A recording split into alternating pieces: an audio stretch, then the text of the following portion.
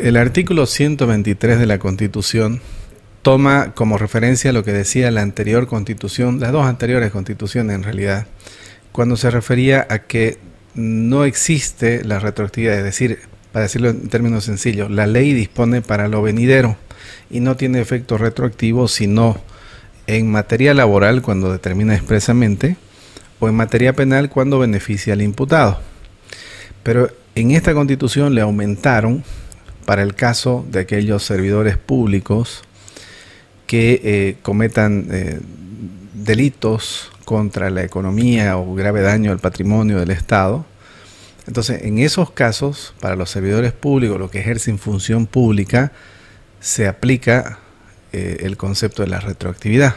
Consecuentemente, si bien es cierto que esa disposición, el artículo 123, en esa parte contraviene tratados y convenios internacionales en materia de derechos humanos, sin embargo, la Constitución lo señala. Y ese concepto obviamente se maneja a través de una interpretación del Tribunal Constitucional. Entonces, no hay retroactividad para aquellos casos en los que no esté establecido expresamente señalados en la Constitución. Y la Constitución señala retroactividad solo materia laboral cuando lo dispone expresamente, materia penal cuando beneficia al imputado, y en aquellos casos de investigaciones sobre asuntos vinculados a delitos cometidos por servidores públicos contra el patrimonio del Estado, que también se establece el tema de la retroactividad. En esa dirección, la ley Marcelo Quiroga de Santa Cruz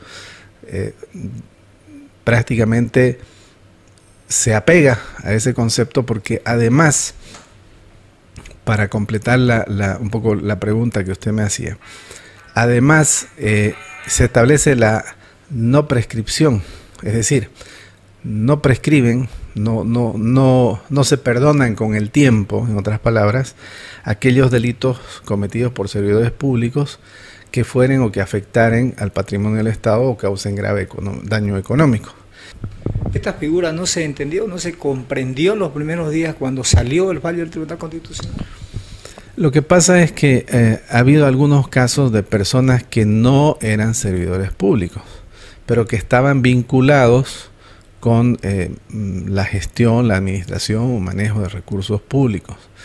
Entonces, a esas personas que son particulares, porque el concepto de la Constitución es servidores públicos, dice, tienen que tener esa cualidad.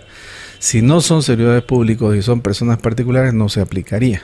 Entonces, probablemente ese fue el concepto por el cual se produjo algún tipo de confusión, particularmente en cuanto a la comunicación de la noticia en la interpretación o en la lectura del fallo del Tribunal Constitucional.